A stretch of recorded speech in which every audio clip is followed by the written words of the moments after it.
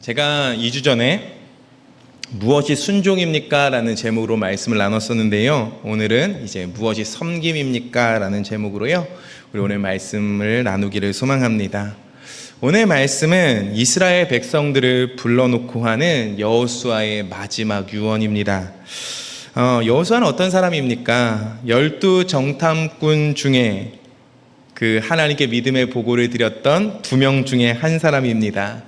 그는 모세의 뒤를 이어서 지도자가 되었습니다.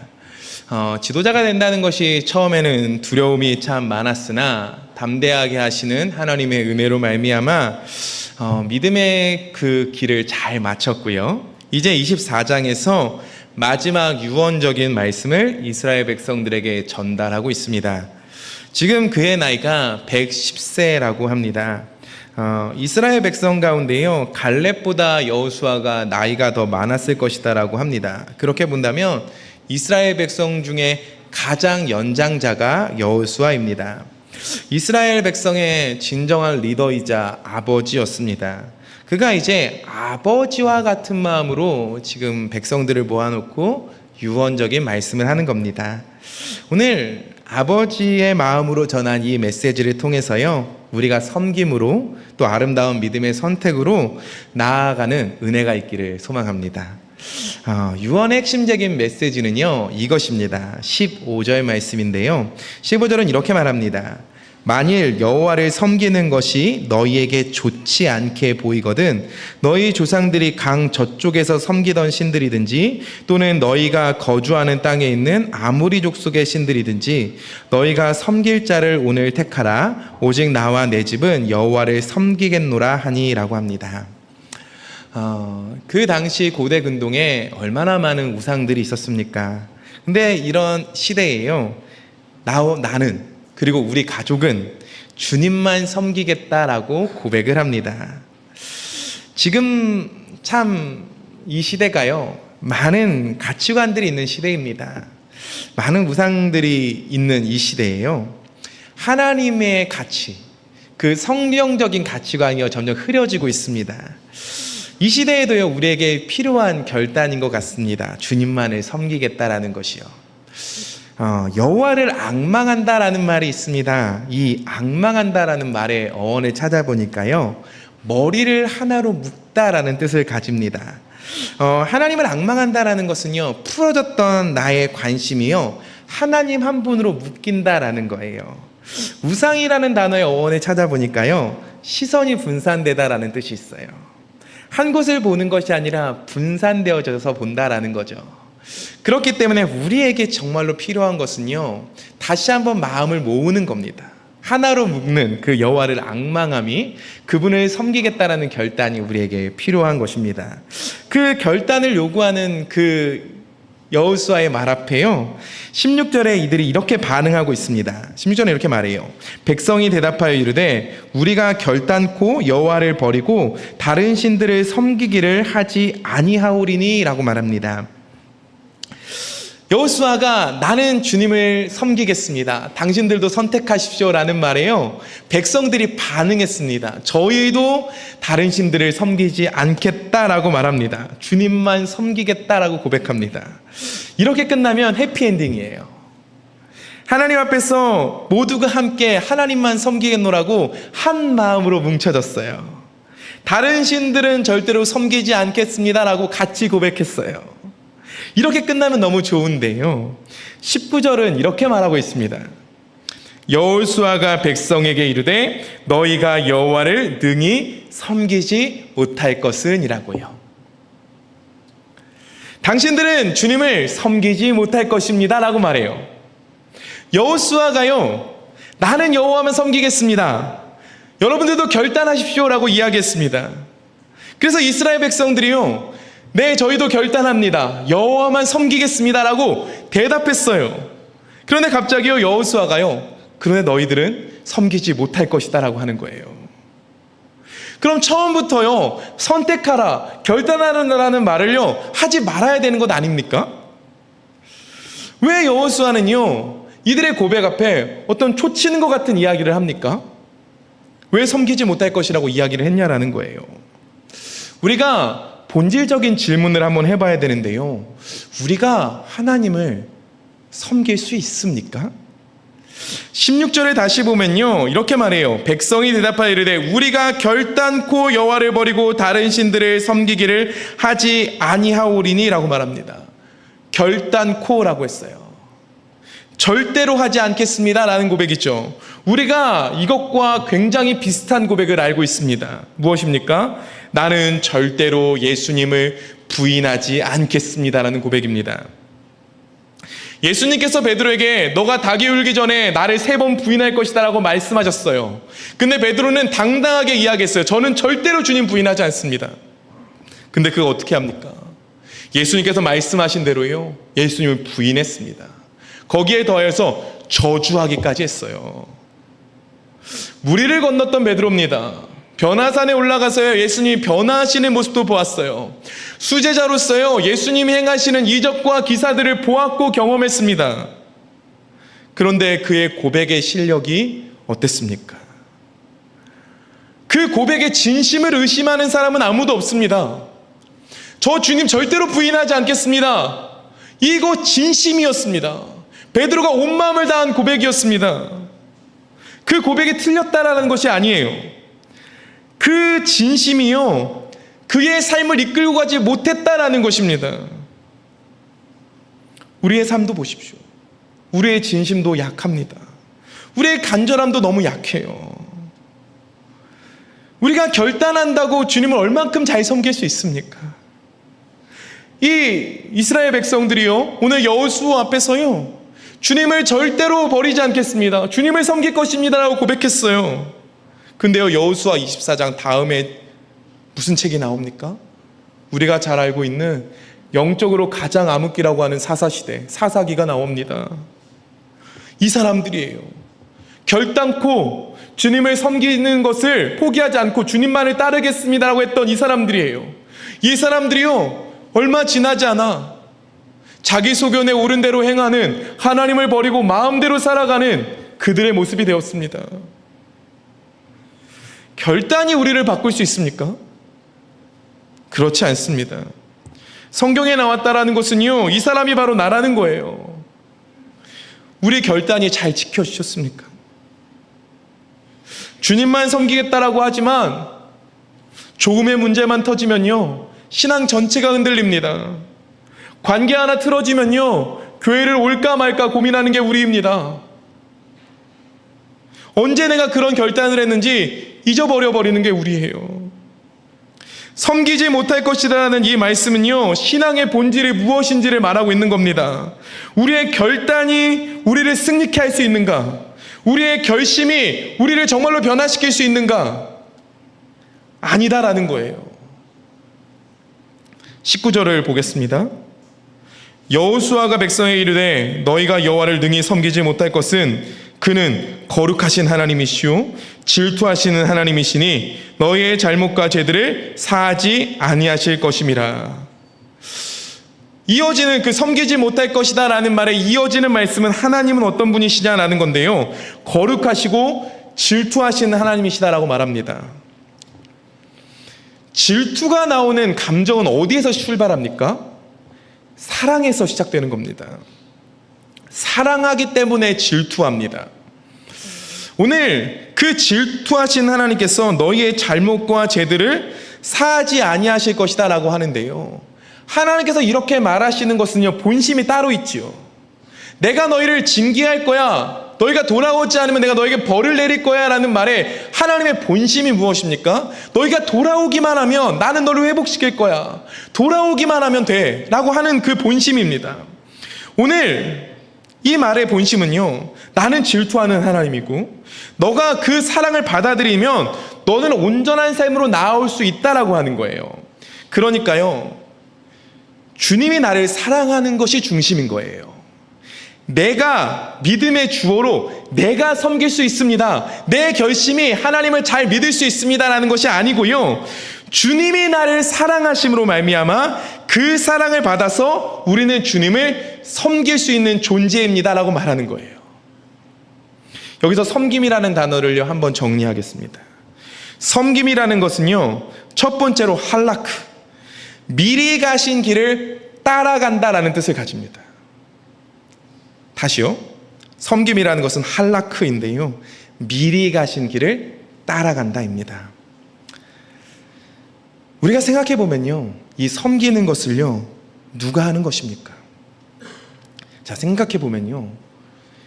내가 주님을 선택한 겁니까? 주님이 우리를 선택해 주신 것입니까? 창세전에 이미 우리를 선택하셨다라고 합니다. 내가 주님을 믿은 것 같고 지나가다 보니까 우연히 하나님을 믿게 된 것 같고 누군가의 전도로 인해서 내가 교회에 오게 된 것 같지만 이미 주님이 우리를 선택하셨습니다. 신앙생활도 그렇습니다. 우리가 신앙의 진리를 깨달은 것 같지만요, 깨달을 수 있도록 장치를 주시고 마음을 주셔서 우리를 깨닫게 하신 것입니다. 내가 깨달은 것 같지만요, 하나님 편에서 생각해 보면요, 주님이 깨달을 수 있는 마음을 주시는 것이고요, 하나님의 마음을 가지게 하시는 것이고요, 말씀이 들리게 하시는 것입니다. 우리의 모든 것을 아시는 성령님께서요, 우리에게 필요한 메시지를 준비하시고요, 들리게 하셔서 깨닫게 하시는 것입니다. 그렇기에 믿음에 있는 영역에서요, 내가 하는 것은 없어요. 우리가 한 것 같지만요, 돌이켜보면 다 하나님이 하시는 거예요. 그러니까요, 섬김이라는 것은요, 주님께서 이미 하신 것을 따라감으로 섬김이 완성이 되는 겁니다. 내가 절대로 주님을 떠나지 않겠습니다, 내가 죽는 그날까지 주님을 섬기겠습니다가 아니라 우리는 주님을 섬겨지는 거예요. 이게 무슨 말인지 한번 더 생각해 보기 원하는데요, 우리가 섬긴다고 얼마나 섬김을 받으시겠습니까? 우리가 하나님께 무엇을 보답하는데 그것이 하나님께 필요한 것입니까? 우리는요, 큰 것을 드리는 게 아니에요. 하나님을 믿음으로 따라가는 거예요. 따라감으로 말미암아 그분의 일하심이 보이고, 그러면서 그 일하심을 보면서 함께 가는 거, 이게 섬김입니다. 주님이 이미 가셨다는 것을 믿고요, 가장 좋은 것이 인도하심을 믿고요, 그분을 믿음으로 따라가는 것, 그것이 주님이 말씀하시는 섬김이다라는 거예요. 그래서 오늘 이 14절부터 읽었는데요, 이 14절 앞에 반복되는 단어를 보아야 되는데요, 2절부터 13절까지는요 이스라엘의 역사를 여호수아가 먼저 나열하고 있습니다. 그때 반복되는 것이 있어요. PPT를 띄워주시면요, 제가 좀 정리했습니다. 3절을 보면요, 내가 아브라함을 이끌어 가나안 땅에 오게 했다. 4절, 내가 이삭에게 야곱과 에서를 주었다. 5절, 내가 모세와 아론을 보내 너희를 인도했다. 6절, 내가 너희 조상들을 애굽에서 인도해냈다. 7절, 내가 애굽 군대를 홍해에서 몰살시켰다. 8절, 내가 너희의 적을 멸절시켰다. 9절, 내가, 10절, 내가, 11절, 내가입니다. 내가 이런 일을 했다라고 하나님께서 말씀하시는 거예요.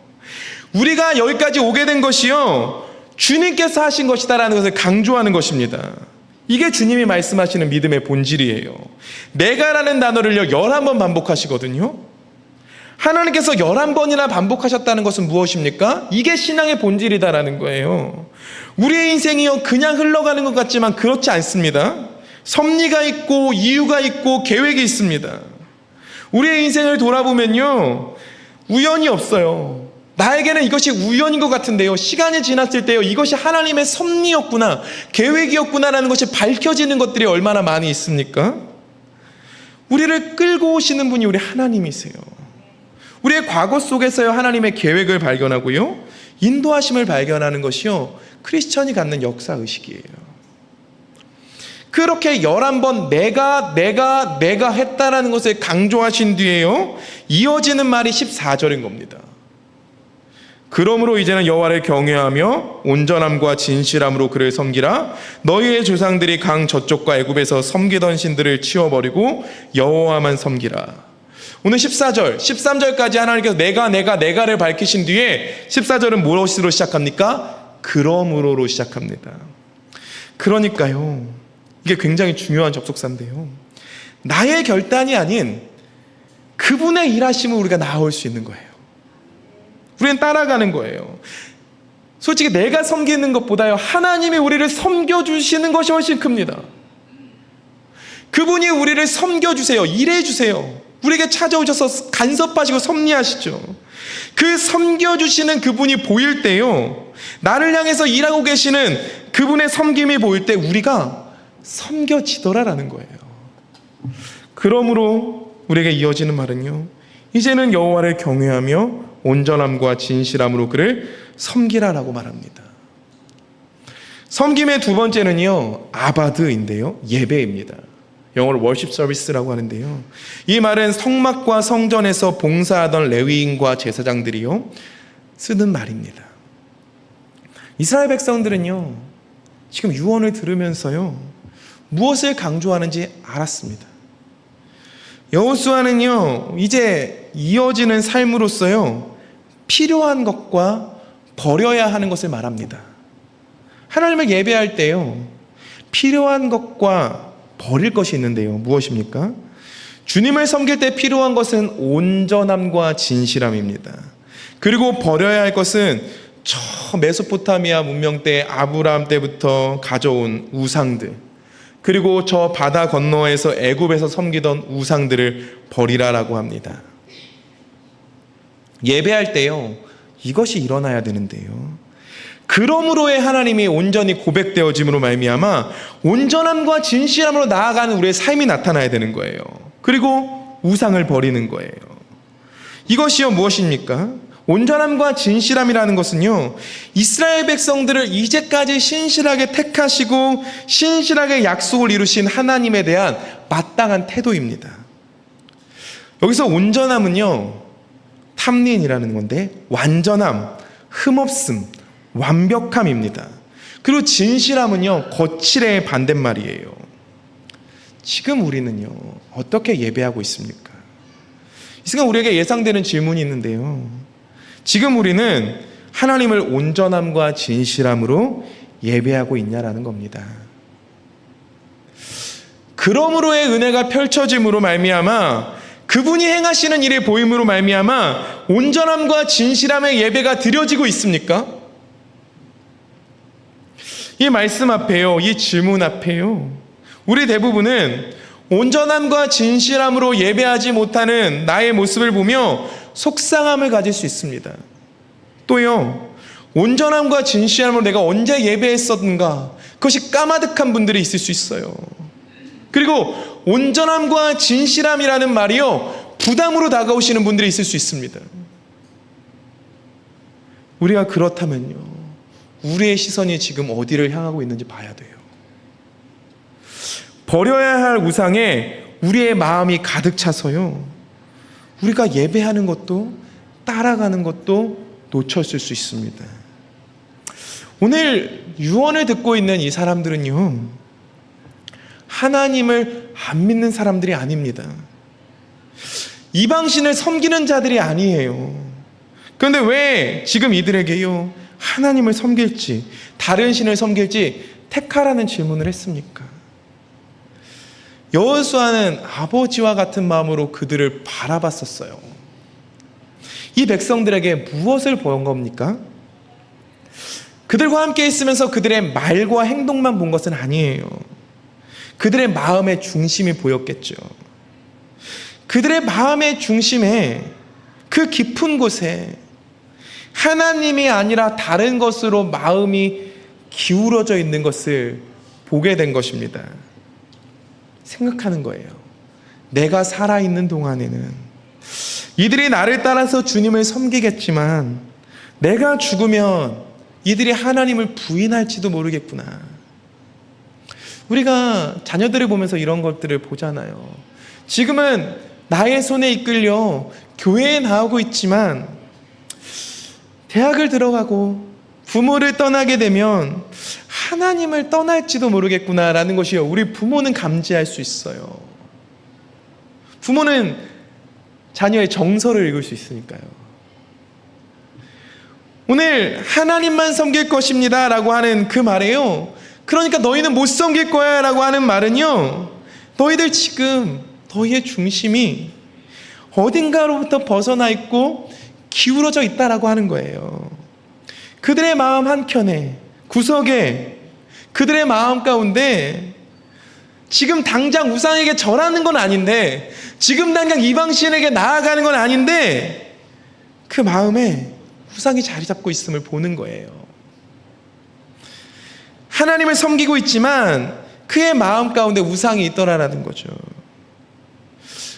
우리의 모습을 한번 보십시오. 이스라엘 백성들도요, 자신이 그런가 알았을 수도 있고 몰랐을 수도 있어요. 우리도요, 하나님을 섬긴다고 하지만요, 하나님을 위해서 일한다고 하지만요, 그것이 내 명예, 내 커리어를 위한 것일 때가 있어요. 나는 몰라요. 근데 내 마음 속에 내 마음이 그루어진 것을요, 하나님은 아세요.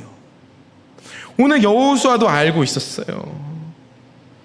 그들의 마음에 숨겨져 있는 우상을 보는 거예요. 그래서 너희 안에 있는 우상을 버리라고 말하는 거예요. 지금 유언의 대상은요, 하나님 믿는 사람들입니다. 우리 안에도 그렇습니다. 숨겨진 우상이 있습니다. 칼빈은요, 우리를 향해서요, 우상 공장이라고 합니다. 또 다른 우상이 계속해서 끊임없이 만들어집니다. 그렇기에 우리는요, 매일 선택하고 매일 결단해야 돼요. 그렇기에 결국에 다시 필요한 건 또 결단할 수 있는 실력이 없으니 우리에게 필요한 건 그러므로의 은혜입니다. 그러므로의 은혜를 기억하는 것밖에 없습니다. 우리는 부족한 실력이에요. 진심은 있을 수 있어요. 그러나 그 진심이 우리의 삶을 끌고 가는 건 아니에요.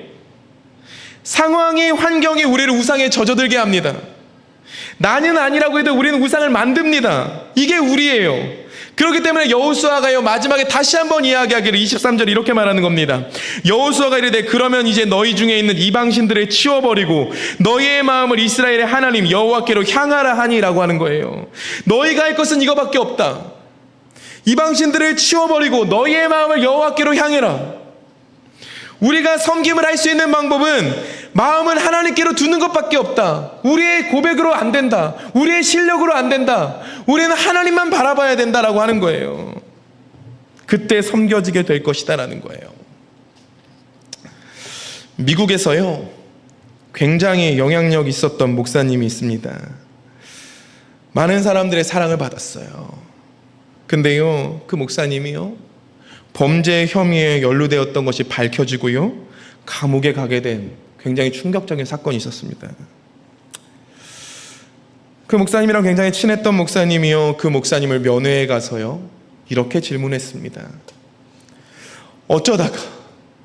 어쩌다가 하나님을 사랑하는 것을 잃어버리셨습니까? 그 감옥에 있었던 목사님이요, 뭐라고 대답했는지 아십니까? 저는 하나님을 사랑하는 것을 한 번도 잃어버린 적이 없습니다. 저는 지금도 하나님을 사랑합니다. 그런데 저는 하나님을 두려워하는 것을 놓쳤습니다. 하나님이 사랑하시고 용서하시는 것에 젖어서 하나님을 두려워하지 않고 조금씩 내 마음속에 있는 우상을 타협하며 살아갔는데 어느 순간 완전히 무너져버린 저는 돌이킬 수 없었습니다. 늦어버렸습니다. 고백을 하는 거예요. 요즘에요, 목사님이 한국에 가심으로 설교가 너무 많고 설교가 너무 하는 게 어려워서요, 설교는 무엇인가에 대한 글을 좀 찾아봤어요. 근데 한 분이요, 설교를 이렇게 정의하시더라고요. 설교는 체인징이 아니라 리마인딩이다. 저는요, 항상 설교하면서 체인징하고 싶었거든요. 그러니까 무엇입니까? 도전을 주고 싶고 도전을 줘야 될 것 같은 압박이 있었어요. 성도님들이 말씀에 반응해서 그 도전을 느끼고 뭔가 살아가는 삶을 갖는 것, 이것이 설교라고 생각했습니다. 근데 이 글을 보면서 하나님이 하시는 건데 내가 하려고 했구나, 그래서 힘들었구나 라는 것을 보면서요, 이 리마인딩이라고 하니까 굉장히 자유로워졌습니다. 내가 무엇을 전한다고 바꿀 수 없어요. 우리를 변화시킬 수 있는 예수님을 다시 생각나게만 할 수 있다면, 우리를 변화시킬 수 있는 주님을 나타낼 수만 있다면 된다라는 말에요, 굉장히 위로를 많이 받았습니다. 근데 우리도 마찬가지인 것 같아요. 내가 체인징됨으로, 내가 바뀜으로 말미암아 내가 하나님을 잘 섬길 수 있을 거라고 생각합니다. 나를 바꿔서 주님을 섬길 수 있을 것이라고 생각합니다. 근데요, 그렇지 않습니다. 내가 나를 바꿈으로 주님을 잘 섬길 수 있는 게 아닙니다. 주님을 끊임없이 생각함으로 우리는 섬겨지게 되는 사람들입니다. 끊임없이 결단해서 나를 바꾸고 쓴뿌리들을 비워내서 더 많은 것을 드리면 될 것이라고 생각하지만 그것이 아니에요. 주님을 기억할 때만 우리는 강해집니다. 주님을 생각해서 하나님께로 마음을 향할 때 우리에게는 힘이 생기는 거예요. 우리는 가만히 두면 기웁니다. 나도 모르는 사이에 우상을 만듭니다. 온전함과 진실함으로 나오는 것은 그렇기에 너무나도 힘든 일이 됩니다. 우리는요, 힘을 빼는 거예요. 그리고 우리에게 일하고 계시는 주님의 은혜를 묵상하는 겁니다. 이제부터 잘 섬기겠노라가 하는 결단보다요, 주님이 나와 함께 하심을 발견하는 것이 중요합니다. 잘하겠다는 내 결심보다 주님이 나에게 힘을 주실 것이라는 것을 기억하는 게 중요하다는 거예요. 그 나에게 일하시는 하나님을 발견하며 그 은혜가 쌓이면 우리는 어느새 온전함과 진실함으로 예배하는 그 자리에 가게 되는 거예요. 내가 섬기는 게 아니라 섬겨주시는 하나님이 발견될 때 어느새 나는 섬김의 자리에 있는 거예요. 우리의 실력으로는 안 됩니다. 그런데요, 은혜가 우리를 그렇게 이끌 겁니다. 주님께로 우리의 마음을 향하십시오. 우리의 마음은 어디로 기울어져 있습니까? 우리의 마음의 방향은 어디를 향하고 있습니까? 온전함과 진실함의 예배, 우리에게 다시 드려져야 하지 않겠습니까? 말씀을 정리하고 싶습니다. 제가요, 목사가 되고 참 많은 그래도 성도님들을 만나지 않았겠습니까? 어제 마음 아픈 일을 당했는데요, 여전히 주님을 선택하는 분들을 그래도 꽤 봅니다. 정말 말도 안 되는 신앙을 가지고 계시는구나 라는 것들을 보게 될 때도 많아요. 정말로 힘든 고난 속에서 이분이 믿음을 유지할 수 있을까? 진짜 힘든 어떤 어려움 속에서 이분이 신실함을 유지할 수 있을까? 저는 보는데, 저는 그렇게 생각하는데요, 예배 자리에 여김없이 나와서 그 자리를 채우며 하나님 앞에 신실하게 살아가시는 분들을 봅니다. 우리가 얼마 전에 욥의 설교를 들으셨죠? 신실하게 살아가는 욥을 보면서요, 마귀가 하나님께 무엇이라고 합니까? 까닭없이 하나님을 경외하겠습니까? 지금 가지고 있는 것을 빼앗아 버리면 당장 하나님을 저주할 겁니다. 욥이요, 재산을 잃고요, 사랑하는 자녀들을 잃고요, 건강을 잃고요, 하나씩 사라집니다. 마귀의 말대로 어제까지는 하나님을 선택했지만요, 그가 이런 고난 속에서도 하나님을 선택할까라고 하는데요, 욥이 무엇을 고백했지요? 주신 이도 하나님이시고 거두신 이도 하나님이십니다. 저는 오늘도 하나님을 선택할 것입니다 라고 고백하는 것이 욥이었습니다. 저는요, 이런 믿음의 고백을 하는 분들을요, 그래도 꽤 많이 만났습니다. 병상에서 마지막을 앞두고 원망보다는 감사로 채우시는 분들도 보았고요, 깊은 신음 속에서 하나님을 도저히 찬양할 수 없을 것 같은데 찬양하는 분들을 보았습니다. 그런데요, 그분들은요, 하나같이 고백하는 게 있습니다. 어떻게 이렇게 하실 수 있습니까? 라는 고백 앞에요, 죄인이 나를 구원하시는 하나님의 은혜가 있는데 어떻게 하나님 찬양하지 않을 수 있습니까? 나를 구원하시는 은혜가 있는데 어떻게 감사하지 않을 수 있습니까? 라는 고백입니다. 그분들에게는요, 일하시는 하나님, 구원하시는 하나님이 선명하게 있었습니다. 내 결심이 아니라, 내 실력이 아니라 내 실력을 뛰어넘어서 나는 형편없는데 이런 나를 여전히 사랑하고 계시는, 죄인인 나를 구원하시고 사랑하시는 그 하나님을 발견한 겁니다. 그래서 그 은혜의 자리에 있었더니 우상이 조금씩 지워지는 거예요. 우상이 사라지는 거예요. 여전히 실력은 없는데 그 은혜를 묵상하니까 어느 순간 그 자리까지 오게 된 겁니다. 새롭게 하소서를 보면요, 많은 진짜 믿음의 간증들, 어떻게 저런 일들이 있을까 하는 분들을 봅니다.